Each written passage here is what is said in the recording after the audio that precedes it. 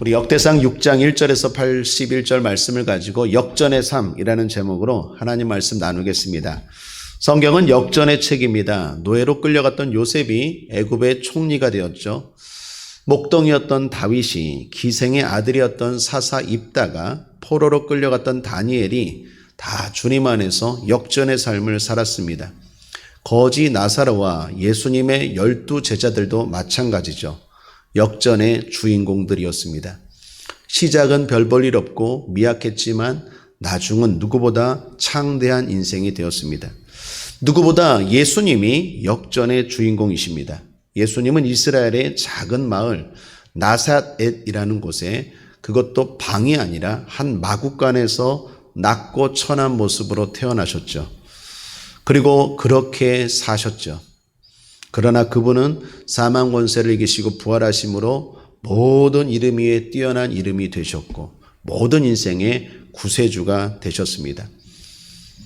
저주의 십자가, 예수님이 달리기 전까지는 저주의 십자가였는데 지금은 예수님으로 말미암아 영광과 거룩과 구원의 십자가로 바꾸어서 모든 교회들마다 십자가를 걸고 모든 사람들에게마다 십자가가 소망이 되고 안전이 되고 위로가 되는 것으로 역전시키셨습니다. 그러므로 성경을 믿고 예수님을 따르는 우리 모두는 역전의 삶을 꿈꿔야 합니다. 지금의 상황에 절망하지 마시고 오늘의 현재의 삶에 낙심하거나 안주하지 마시고 늘 성령 안에서 역전의 삶을 꿈꾸시기를 주님의 이름으로 축복합니다. 오늘 말씀도 족보 이야기입니다. 참 설교하기 힘든 말씀이 족보입니다. 누가 누구를 낳고 누가 누구를 낳았다는데 거기서 어떻게 하나님의 은혜를 나눌 수 있을까?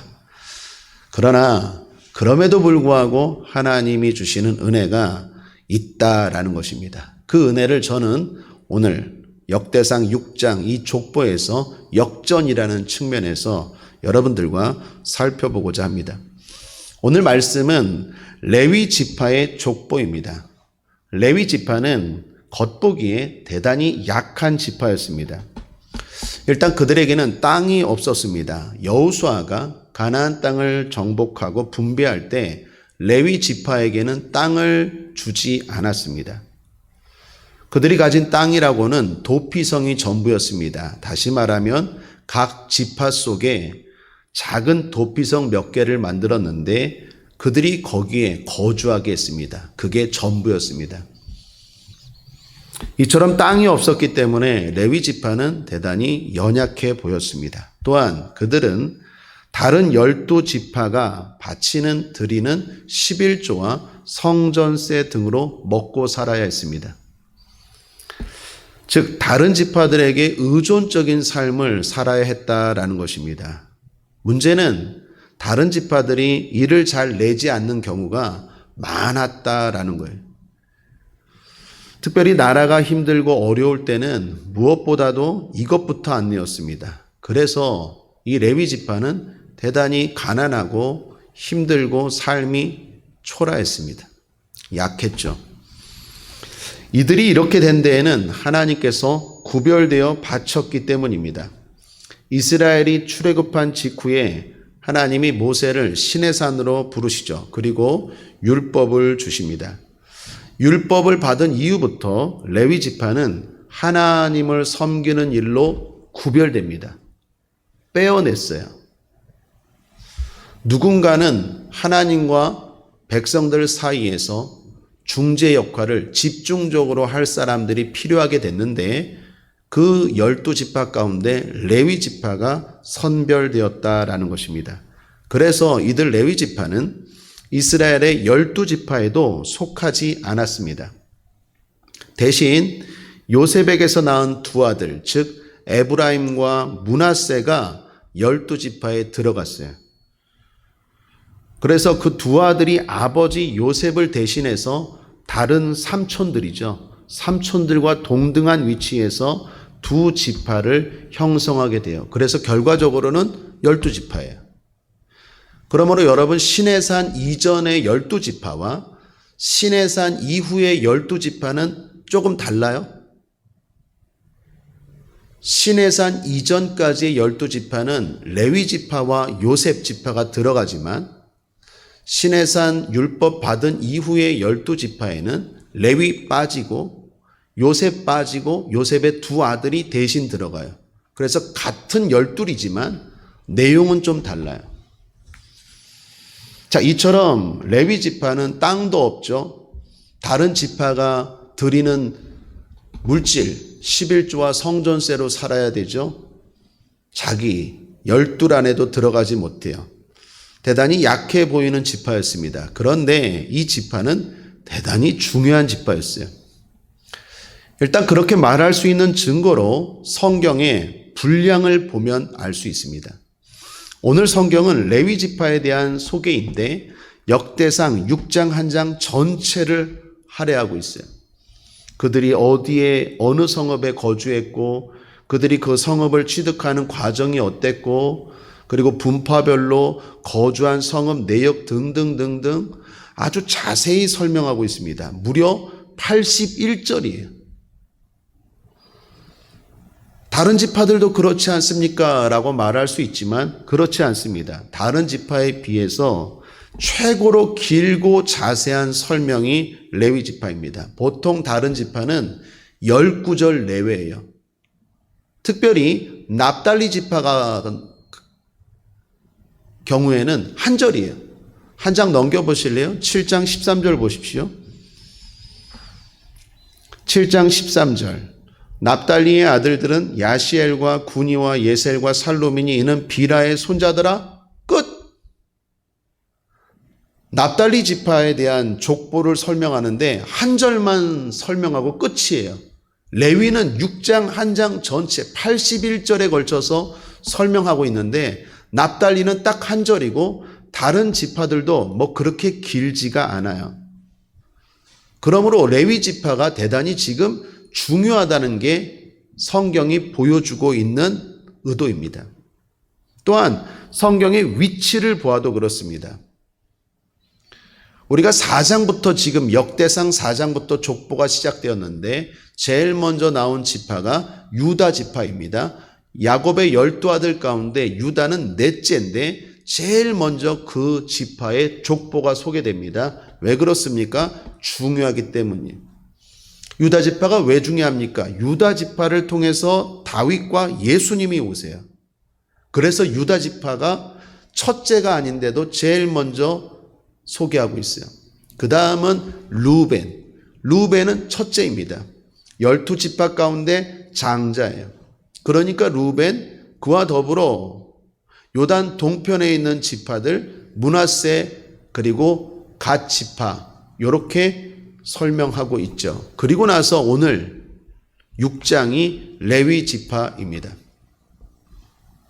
순서를 봐도 대단히 지금 레위 지파를 중요하게 생각하고 있다라는 게 성경이 지금 우리에게 보여주고 있다라는 거예요. 분량을 통해서도 위치를 통해서도 레위 지파는 겉으로 보면 약해 보이지만 대단히 중요한 지파다라는 것입니다. 이처럼 레위 지파는 약한데 중요하게 되었습니다. 이유가 뭘까요? 두 가지를 생각해 볼 수 있는데 하나는 하는 일이 중요해졌기 때문이에요. 레위 지파가 한 일이 뭐라고요? 48절을 보십시오. 함께 읽겠습니다. 시작. 저희의 형제 레위 사람들은 하나님의 집 장막의 모든 일을 맡았더라. 그렇습니다. 레위 지파가 한 일이 하나님의 장막 성전의 일을 맡았어요. 하나님과 관련된 일을 했다라는 것입니다. 백성들이 드리는 예배를 도왔다라는 거예요. 즉 그들이 하는 일이 중요해졌습니다.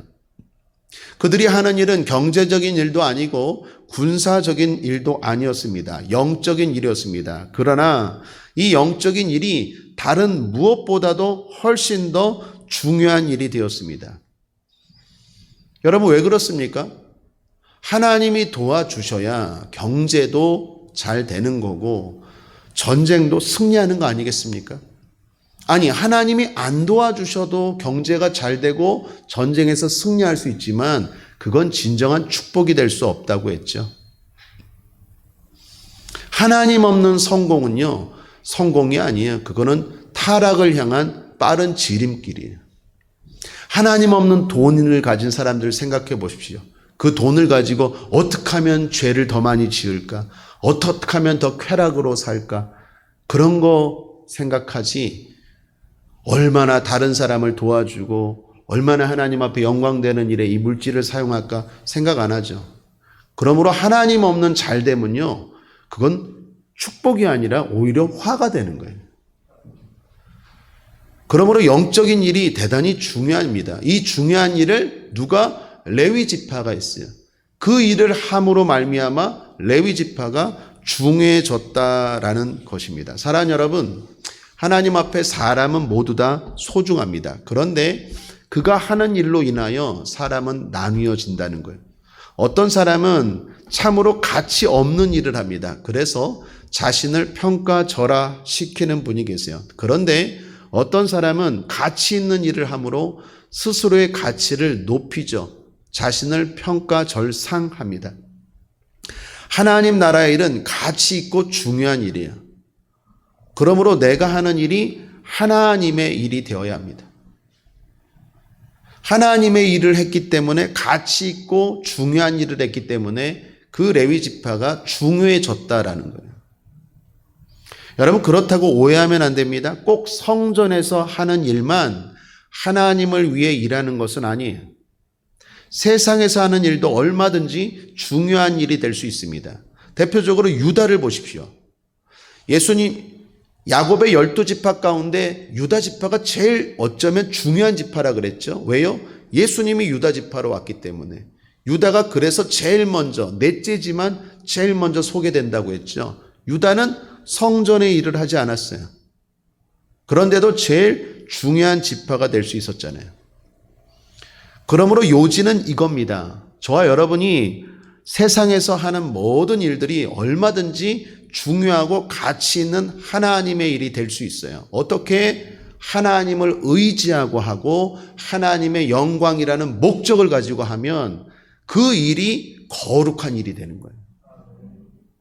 성전 안에서 꼭 봉사하고 성전 안에서 꼭 일을 해야만 하나님의 일이 아니라 여러분이 직장을 다니던 주부를 하던 무엇을 하든지 바울의 표현을 빌리자면 먹든지 마시든지 무엇을 하든지 하나님의 공급하시는 힘, 다시 말하면 기도하고 의지하고 하고 뿐만 아니라 내가 이걸 통해서 어떻게 하나님 앞에 영광 돌릴 수 있을까라는 그 영광이 목적이 되면 그 일은 성직이 되는 거예요. 그러면 그 사람은 가치 있는 중요한 사람이 되는 거예요. 사람의 가치를 평가하는 오늘 성경의 방법은 뭡니까? 그 사람의 일이에요. 그 사람이 어떤 일을 하고 어떻게 하느냐를 통해서 하나님은 중요한 사람, 그렇지 못한 사람으로 나누는 거예요. 사람 자체는 차별이 없어요. 어떻게 사람 자체가 구별할 수 있겠습니까? 동등하죠.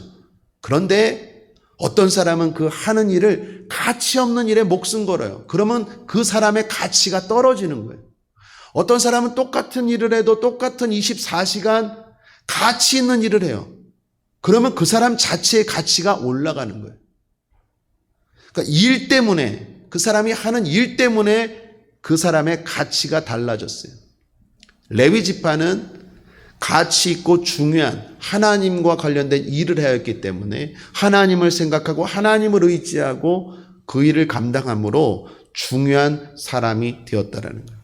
또 하나, 레위 지파가 이처럼 중요한 지파가 된 이유는 주는 자가 되었기 때문이에요.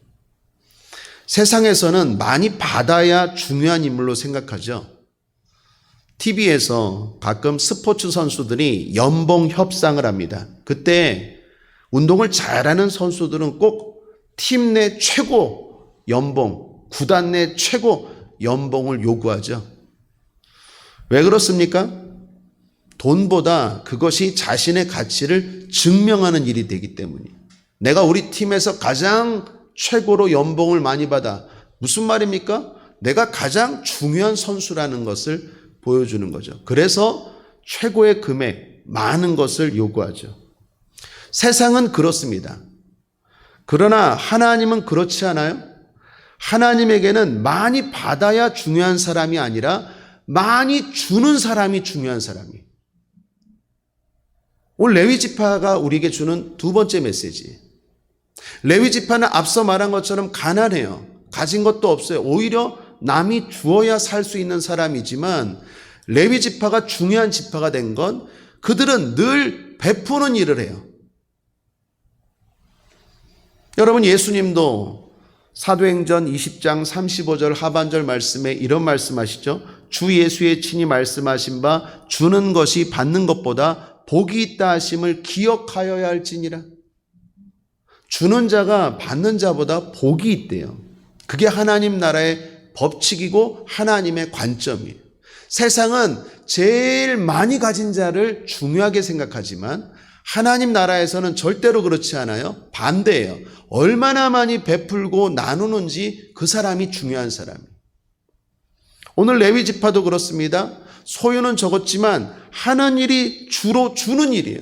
기도해 주고 위로해 주고 인도해 주고 말씀을 가르쳐 주고 섬겨 주고 주는 일이에요. 49절도 보십시오. 속죄해 주는 일도 했어요. 아론과 그 자손들은 번제단과 향단 위에 분향하며 제사를 드리며 지성소의 모든 일을 하여 하나님의 종 모세의 명대로 이스라엘을 위하여 속죄하니라고 나오죠. 레위 지파가 한 일 가운데 속죄라는 단어가 나옵니다. 히브리어로 코페르라는 말인데 덮다라는 뜻이에요. 신약에서 예수님이 우리의 죄를 속죄해 주셨죠. 그 속죄가 뭡니까? 덮어주다라는 거예요. 우리의 허물과 우리의 부끄러움과 죄악을 덮어준 게 속죄인데 그 일을 예수님이 오기 전에는 레위 지파가 예배를 통해서 해주었어요. 레위 지파가 한 일은요, 다 주는 거였어요. 그래서 이 지파가 중요한 지파가 되었어요. 예수님은 말합니다. 누가복음에서 많이 쌓아놓은 부자를 보고 뭐라고 말합니까? 어리석은 자여. 오늘 네 생명을 거두어가면 이 모든 게 네 것이 되겠느냐? 세상에서는 중요한 사람이라고 말하는데 주님은 뭐라고 말합니까? 어리석다라고 말해요. 부자와 거지 나사로가 함께 죽었어요. 그런데 부자는 이름이 안 나와요. 이름이 뭔지 몰라요. 거지로 살았지만 주님을 의지했던 사람의 이름이 나오는데 성경에 나사로라고 나와요. 뜻은 주님의 위로를 사모하는 자라는 뜻이에요. 믿음으로 살았다라는 거예요. 여러분 잊지 마십시오. 하나님 나라에서는요, 관점이 달라요. 이 땅에서는 얼마나 내가 많이 받고 가지고 대접을 받느냐에 따라서 중요한 사람이지만 하나님 나라에서는 섬기는 자가 큰 자고 주는 자가 큰 자고 베푸는 자가 큰 자고 쌓아놓으면 어리석은 자, 멍청한 사람이라는 거예요. 그래서 우리를 뭐라고 말합니까? 복의 근원이라고 그러잖아요. 복이라고 말하지 않고 복의 근원이래요. 무슨 말입니까? 아무리 나누고 베풀어줘도 계속 채워지는 복의 근원이에요. 믿습니까? 할렐루야. 믿습니까? 자꾸 베풀어야 새 것이 채워지죠. 그러니까 믿음이 없으면 못 베푸는 거예요. 이거 없으면 안 되는데. 그러니까 자꾸 움켜쥐는 거예요. 그게 야곱이잖아요. 야곱. 야복 강가에서 환도뼈가 부러지고 이스라엘로 바뀌면서 그 사람이 어떻게 되었습니까? 움켜쥐는 자, 야곱에서 베푸는 자가 되었잖아요. 베풀었더니 망했더라? 아니요. 오히려 더 잘 살았어요. 더 복을 받았어요. 더 풍성하고 더 자유롭고 더 행복하게 살았어요. 물질적으로, 심적으로, 더 나아가 영적으로. 믿음의 사람들은 복의 근원이라고 말했어요. 여러분 복의 근원 맞습니까? 복의 근으로 사시기를 주님의 이름으로 축원합니다. 너무 건강하지 마세요. 하나님이 채워주세요. 너무 물질하지 마세요. 하나님이 부어주세요. 주는 자가 큰 자예요. 하나님은 우리의 욕망은 채우지 않지만 필요는 반드시 채우세요. 그러므로 필요를 만들어야 돼요. 똑같이 기도를 해도 하나님, 내가 하나님 영광 위하여 건강이 필요해요. 이거 맨날 빌빌빌 아파서 뭐 일 좀 하겠습니까? 기도 좀 오래 하고 싶은데 이게 몸이 약한데 건강 주세요. 필요 채우세요. 하나님, 내가 여기 아픈 사람, 어려운 사람, 교회, 주변의 성도 좀 나누고 헌금도 팍팍 하고 싶은데 내가 가난한데 어떻게 합니까? 하나님 채워 주옵소서. 채워주세요. 근데 필요는 얘기하지 않고 그냥 주시옵소서, 주시옵소서. 그럼 주님 뭐라고 말합니까? 뭐 하려고? 건강 주면 맨날 여행이나 다니고 철야기도도 안 하고 엉뚱한 데 가서 죄나 지으려고?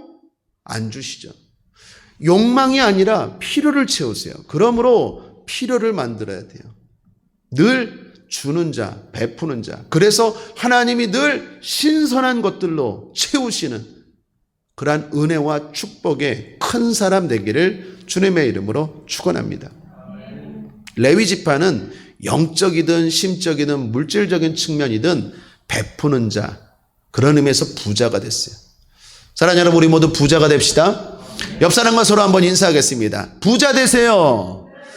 부자 되세요. 어떤 의미인지 아시겠죠? 진정한 부자 되시기를 바랍니다. 자, 그렇다면 오늘 핵심입니다. 레위 지파가 이렇게 중요한 지파가 된 원인이 뭘까요? 역전의 삶을 산 이유가 뭘까요? 바로 은혜와 믿음 때문입니다. 자, 하나씩 살펴보죠. 첫째는 하나님의 은혜 때문입니다. 오늘 역대상 6장 전체가 레위 지파인데 레위 지파의 족보에 대한 이야기고 81절에 걸쳐서 레위 지파는 자세하고 상세하게 아주 중요한 사람으로 성경이 기록하고 있는데 시작은 좋지 않았어요. 여러분 기억하십니까? 창세기 49장에 보면 아버지 야곱이 자신의 12아들을 축복하며 예언하는 장면이 나와요. 창세기 49장 전체에. 그런데 이 레위 지파는 축복이라고 하기에는 너무나도 어처구니 없는 예언의 말씀을 듣습니다. 창세기 49장 5절에서 7절인데 잘 들어보십시오. 시몬과 레위는 형제요 그들의 칼은 잔해하는 기계로다. 내 호나 그들의 모의에 상관하지 말지어다. 내 영광아 그들의 집회에 참여하지 말지어다. 그들이 그 분노대로 사람을 죽이고 그 혈기대로 소의 발목 힘줄을 끊었음이로다. 그 노염이 혹독하니 저주를 받을 것이요 분기가 맹렬하니 저주를 받을 것이라. 내가 그들을 야곱 중에서 나누며 이스라엘 중에서 흩으리로다.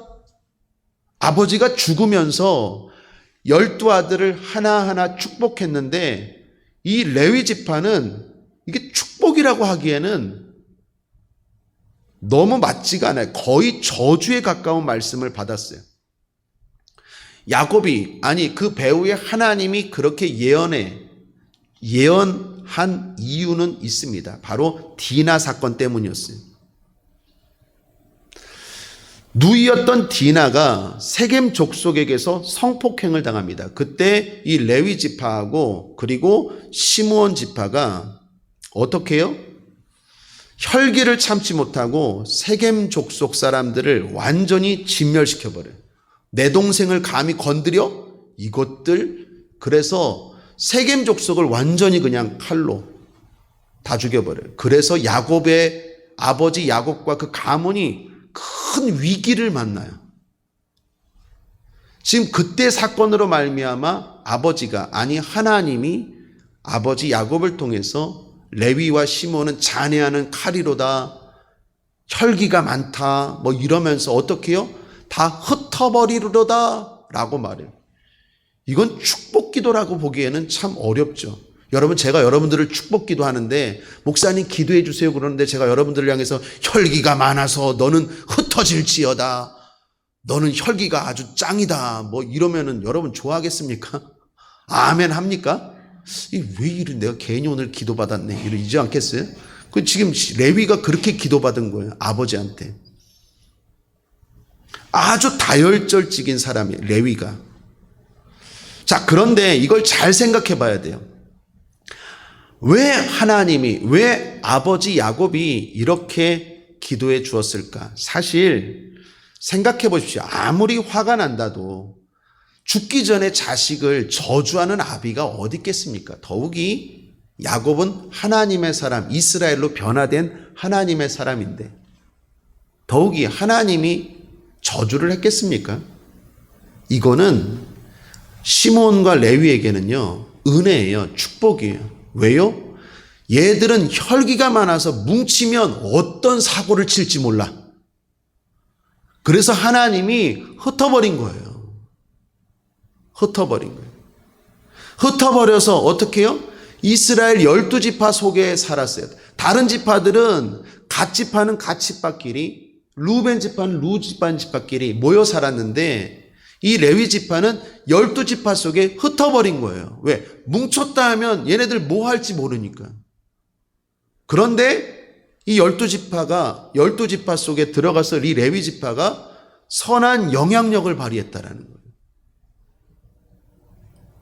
오히려 이스라엘 12를 하나 되게 만드는 민족성과 정통성을 이 레위 지파가 들어가서 했기 때문에 이스라엘이 서로 분열되고 루벤 나라, 갓 나라 이렇게 하지 않고 우리는 하나야 이렇게 될 수 있어요. 이 레위 지파의 역할 때문에. 그러니까 레위 지파에게 흩어버린 건요, 저주처럼 보이지만 이게 축복이었다라는 거예요. 하나님의 은혜였다라는 거예요. 사랑하는 여러분, 하나님은 누구보다도 우리를 잘 아세요. 그래서 나에게 가장 적합한 걸 주세요. 그게 복이에요. 나에게 맞아야 복 아니겠습니까? 나에게 맞지 않는 게 어찌 복이겠어요. 하나님은 우리를 누구보다도 잘 알아셔서 가장 적합한 걸 허락하시는 줄 믿습니다. 그러니까 이건 은혜였어요. 자, 은혜를 베푸세요, 하나님은. 그런데 레위 지파가 입장에서 하나님의 은혜만 있었겠습니까? 하나님의 은혜만으로 레위 지파가 이렇게 인생이 역전되었을까요? 아무것도 이들은 안 했을까요? 아닙니다. 레위가 믿음으로 반응을 했어요. 하나님이 은혜를 베푸셨지만 레위 지파도 믿음으로 그걸 붙잡고 아멘하고 순종하며 나아갔다라는 거예요. 그걸 알 수 있는 게 뭐냐? 시므온과의 비교예요. 앞서 이야기한 것처럼 레위만 다혈질이 아니에요. 시므온도 한성질해요. 둘 다 똑같이 아버지 야곱의 예언을 받았죠. 시몬과 레위는 그랬잖아요. 그런데 똑같이 흩어지리라 라는 예언을 받았는데 말 그대로 시몬 지파는 역사가 흘러 그냥 사라져 버렸어요. 이스라엘 백성들이 출애굽해서 신의 광야에서 백성들을 계수할 때 당시 시몬 지파의 수가 성경에 나오는데 59,300명이었어요. 장정만. 숫자로 치면 3등이었어요. 12지파 중에. 그런데 시딤이라는 곳에서 다시 한번 인구를 세는 장면이 나오는데 그때는 22,000명으로 줄어요. 이 수치는 모든 12지파 중에서 가장 작은 지파에 해당하는 수치였습니다. 그러다가 솔로몬 이후에 나라가 갈라지고 북이스라엘이 망할 때 이 시므온 지파는 완전히 사라지게 돼요. 여러분, 오늘 역대상 지금 족보 나누고 있잖아요. 4장 유다 지파 족보, 오늘 새벽이죠. 5장 루벤 므낫세 반지파 갓 자손 지파 족보, 그리고 오늘 6장 레위 지파 족보인데 역대상 이 족보에 시므온 지파 족보가 없어요. 왜 없을까요? 이때는 이미 시므온이라는 지파는 진짜 흩어져 버렸어요. 다른 지파와 동화되어 버려서 그냥 시므온이라는 지파는 없어져 버렸어요. 잘 보십시오. 하나님은 똑같이 은혜를 베풀었어요. 시므온도 한성질하고 레위도 한성질해요. 혈기가 장난 아니에요. 자기 동생 건드렸다고 그냥 싹 죽여버렸어요. 그랬던 두 사람인데 둘 다 똑같이 하나님이 은혜를 베풀었어요. 너희들은 흩어지리라. 뭉치면 사고치는 놈들이니까 니들은 흩어지리라 하나님이 예언했는데 흩어지는 건 똑같았는데 시몬은 흩어져서 없어져 버렸고 레위는 흩어져서 영향력을 발휘했어요. 이 차이는 뭐 때문일까요? 믿음이에요, 믿음. 하나님은 오늘도 차별 없이 모든 인생에게 허물도 있고 죄악도 있고 실수도 있지만 은혜를 베푸시는 줄 믿습니다. 그러나 그 은혜를 은혜되게 하는 것은 나의 믿음에 달려 있어요. 하나님의 은혜만으로 되는 게 아니에요. 하나님은 다 은혜를 베푸세요. 그러나 나도 그 은혜에 반응해서 믿음을 보여야 돼요. 레위 지파는요, 시몬 지파는 없어졌지만 레위 지파는 족보가 있어요. 있는 정도가 아니라 길다니까요. 흩어졌지만 영향력을 발휘했어요. 왜요? 믿음입니다. 레위 지파의 믿음을 또 하나 볼 수 있는 건 출애굽기 32장에 보면 금송아지 사건이 나와요. 그때 레위 지파가 적극적인 믿음을 가지고 하나님 편에 서는 장면이 나와요. 그때도 레위 지파가 믿음으로 등장해요. 민수기 25장에 보면 열심 있는 믿음의 사람 비느하스 이야기가 나옵니다. 그 비느하스도 출신이 레위 지파예요. 그러니까 시간이 흘러가면서 시므온 지파는 그냥 이렇게 된 거예요. 아이고, 나는 저주받은 예언을 받았으니 나는 뭐 부모 잘못 만났고 내 신세는 이러니 그냥 신세 한탄하다가 그냥 그렇게 돼버린 거예요. 근데 레위는 어떻게 해요? 아니야, 하나님이 나를 이렇게 한 건 나의 성질을 잘 알고 이렇게 한 거야. 그래도 희망이야. 그래도 할 수 있어. 그래도 이게 어디야? 할 수 있다 하면 된다. 해보자. 그렇게 살았더니 오히려 인생이 역전됐다라는 거예요. 예언은 똑같았지만 나에게 달려있는 거예요. 그러므로 어디 기도원 가서 자꾸 예언 기도 받고 그러지 마세요. 저한테 받든지. 농담입니다. 나에게 달려있는 거예요. 운명론은 없어요. 예수 믿는 사람들은 어찌할 수 없는 운명론은 없어요. 나에게 달려있어요. 내 믿음대로 될지어다. 여러분의 믿음대로 되는 거지. 나는 불행한 인생이 될 수밖에 없어. 나는 뭐 안 되는 인생이야. 루저야. 사탄아 물러갈지어다. 오늘도 내가 할 수 있다 하면 된다. 해보자 하면 인생은 역전되는 거예요. 레위를 보십시오. 뿐만 아니라 오늘 본문도 그래요. 레위 지파 사람들이 얼마나 믿음의 열정이 대단했는지 오늘 81절 대단히 많지만 시간도 없고 설명한 걸 많기 때문에 다른 건 다 차치하고 제가 그래도 소개하고 싶은 한 사람이 있는데 레위 지파 가운데 한 사람인데 이 사람이 레위 지파 사람들이 어떤지를 보여줄 수 있는 사람이라고 생각해요. 그 사람이 누구냐? 바로 헤만입니다. 헤만. 33절에 보면 헤만이라는 사람이 나와요. 함께 읽겠습니다. 시작. 직무를 행하는 자와 그 아들들이 이러하니 그앗의 자손 중에 헤만은 찬송하는 자라. 저는 요엘의 아들이요 요엘은 사무엘의 아들이요. 자, 여기를 보시면 헤만이라는 사람이 찬송을 하는 자래요. 뭐 그럴 수 있죠. 그런데 헤만을 소개하는데 헤만으로 시작해서 이게 거꾸로 올라가요. 무슨 말이냐면 보통 족보는요, 두 가지, 성경에서 족보를 기록할 때 두 가지 기술 방법이 있는데 보통은 이렇게 하향식이에요. 예를 들면 누가 누구를 낳고 누가 누구를 낳고 누가 누구를 낳고 계속 그랬잖아요. 그러니까 레위 지금 지파도 보통 다 지금 헤만 이전에는 누가 누구를 낳고 누가 누구를 낳고 이렇게 계속됐어요. 앞에 32절도 보면 누가 누구를 낳고 이렇게 됐죠. 그죠? 32절에 보면 네. 솔로몬의 예루살렘에서 여호와의 전을 세울 때까지 저희가 회막 앞에서 찬송하는 일을 해야 돼 그 반열대로 직무를 행하였더라 라고 나오는데 30절에 보면 그 아들은 시므아요 그 아들은 학기하여 그 아들은 아사야더라. 여기까지 여기 그죠? 그 전에 앞에 자손들은 다 누가 누구를 낳고 쭉 그렇게 나오죠. 1절부터 30절까지. 그런데 이 헤만은 33절을 다시 보면 어떻게 해요? 거꾸로 올라가요. 이 헤만을 중심으로 헤만 앞에는 누가 누구를 낳고 누가 누구를 낳고 쭉 하다가 헤만으로부터는 헤만은 누구의 아들이고 또 누구의 손자고 이렇게 거꾸로 올라가요. 이게 족보를 기록할 때 상향식 기술 방법이에요. 이렇게 족보를 기록할 때는요, 그 사람이 중요한 사람일 때예요. 그렇게 소개한 분이 계세요. 누구일까요? 예수님. 누가복음 3장에 보면 예수님의 족보가 그래요. 예수님으로부터 시작해서 아담까지 올라가잖아요.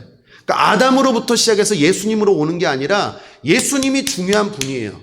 예수님이 소개시켜주고 싶은 분이에요. 핵심이에요. 그래서 예수님을 중심으로 거꾸로 기술해요.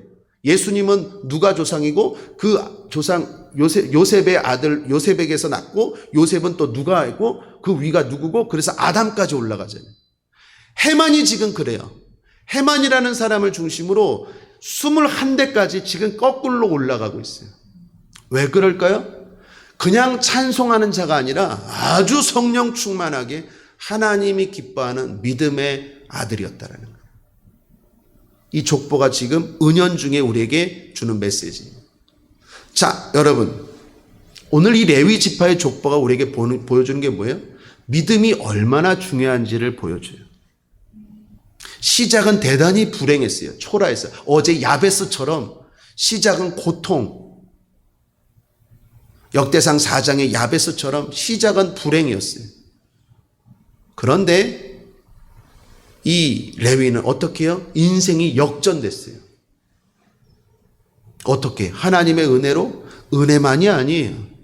그 은혜를 믿음으로 받은 거예요. 저는 오늘 끝으로 이야기 하나 하고 마치겠습니다. 로버트 슐러 목사님의 책 상처를 역전시켜라에 나오는 내용입니다. 이란의 테헤란에 있는 왕궁에 가면 돔 형태의 천장과 다이아몬드로 장식해 놓은 휘황찬란한 벽이 있다고 합니다. 그런데 그걸 보고 사람들이 너무나 아름다워서 놀란다고 해요. 그런데 또 한 번 놀라는 것은 그렇게 빛나는 다이아몬드 같은 것이 사실은 잘게 부순 유리 조각이어서 놀란대요. 이렇게 만든 데에는 이유가 있다고 합니다. 본래 왕궁을 건축하던 건축가가 출입문을 고급 유리로 장식하기 위해서 프랑스에서 대형 거울을 주문했대요. 그런데 그 거울이 프랑스에서부터 오다 보니까 이란까지 오다 보니까 깨진 거예요. 결국 건축하는 그 깨진 조각을 버리려 했는데 그때 한 사람이 건의했대요. 깨진 조각을 잘게 부숴 모자이크를 한다면 훨씬 더 아름답지 않겠습니까? 그 아이디어를 좋게 생각한 건축가가 깨진 유리 조각으로 모자이크를 한 거예요. 그러자 거기에 햇볕이 반사되어 마치 다이아몬드처럼 찬란한 빛을 반사했다라는 거예요. 그래서 이 왕궁이 어떤 왕궁보다도 화려하고 아름다운 빛나는 왕궁이 되었다는 거예요. 로버트 슐러 목사님은 여기서 유추해서 하나님의 은혜를 말씀합니다. 깨진 조각 같은 우리 인생을 사용하시는 하나님의 은혜. 맞습니다. 공감합니다. 그러나 저는 거기에 감히 덧붙여 하나 더 말합니다. 은혜만으로 안 돼요. 믿음이 필요합니다. 여러분 사실 그렇잖아요. 깨진 모든 조각이 다 모자이크가 되고 빛나는 인생이 됩니까? 우리 주변에 보세요. 모든 가난한 사람들이, 모든 상처받은 사람들이, 모든 시작이 불행한 사람들이 다 인생이 역전됩니까? 아니에요. 그렇다고 하나님의 은혜가 불공평합니까? 성공한 사람들에게만 하나님의 은혜가 임하고 실패한 사람들 하나님의 은혜가 안 임합니까? 아니요. 하나님은 이른 비와 늦은 비를 동일하게 베푸시는 공의로우신 하나님, 우리 모두를 다 사랑하셔서 은혜를 베푸신 하나님이에요. 그런데 누구는 인생이 역전되고 누구는 인생이 계속 루저로 사는 이유가 뭡니까? 믿음이에요, 믿음. 저는 오늘 레위기 6장, 역대상 이 6장에 이 레위 지파를 통해서 저와 여러분이 믿음, 적극적인 믿음, 할 수 있다는 믿음, 천국을 침노하는 믿음의 사람 되기를 주님의 이름으로 축원합니다.